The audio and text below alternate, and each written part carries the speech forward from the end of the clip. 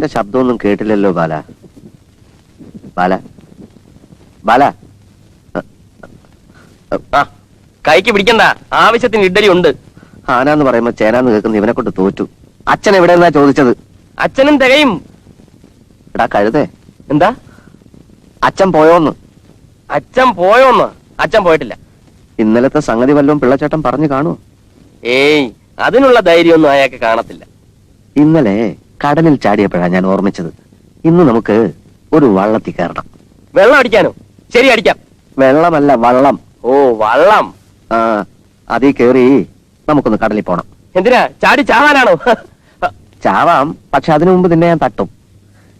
ഇന്നലത്തെ പോലെ അച്ഛൻ പോയ ഉടനെ നമുക്ക് ഇവിടുന്ന് കടക്കാം, നേരെ കടപ്പുറത്തേക്ക്.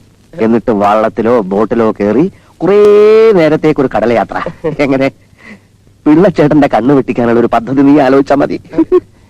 അച്ഛൻ എന്താ നിൽക്കുന്നത്? ഇഡ്ഡലി കഴിക്കൂ. അച്ഛാ ഗുഡ് മോർണിംഗ്. മോർണിംഗ്. കടലിൽ കൂടെ എവിടം വരെ പോവും? കുറച്ച് ദൂരം സഞ്ചരിക്കുകയാണെങ്കിൽ അങ്ങ് മിഡിൽ ഈസ്റ്റിലെത്താം, ഗൾഫിൽ. അവിടെ വരെ പോകുന്നോ?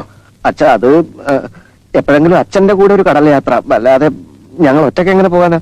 അല്ല, ഇന്നലെ രണ്ടാളും പുറത്തു പോയെന്ന് പറഞ്ഞല്ലോ, അത് ഏതച്ഛന്റെ കൂടെയാ? ഞാനല്ല, ചേട്ടനാ പോയത്. എടാ ബാല, ചതിയാ.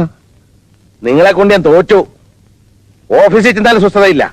ഓരോ ദിവസവും രണ്ടാളെ എന്തൊക്കെ ചെയ്തു കൂട്ടുന്നുള്ള ടെൻഷനാ. ഇപ്പൊ ഉള്ള സങ്കടത്തിന് പുറമെ നിങ്ങൾ എന്തിനാ എന്നെ ഇങ്ങനെ കഷ്ടപ്പെടുത്തുന്നേ? അച്ഛാ, വീട്ടിൽ എത്ര നേരം ഇരിക്കും? ഇവിടുന്ന് ഇറങ്ങി പോരുമെന്ന് പറഞ്ഞ് അച്ഛൻ അങ്ങ് പോവും. പിന്നെ ഒരു ദിവസം തീരാൻ എത്ര മണിക്കൂറുണ്ട്? പിള്ളച്ചേട്ടന്റെ മുഖം എത്ര എന്നും പറഞ്ഞ് കണ്ടോണ്ടിരിക്കും. പുറത്തിറങ്ങിയാൽ ആളുകളുടെ ശബ്ദം കേൾക്കാം, വാഹനങ്ങളുടെ ഇരമ്പല് കേൾക്കാം, പുതിയ പുതിയ സ്ഥലങ്ങൾ കാണാം, പല പല കാഴ്ചകൾ കാണാം.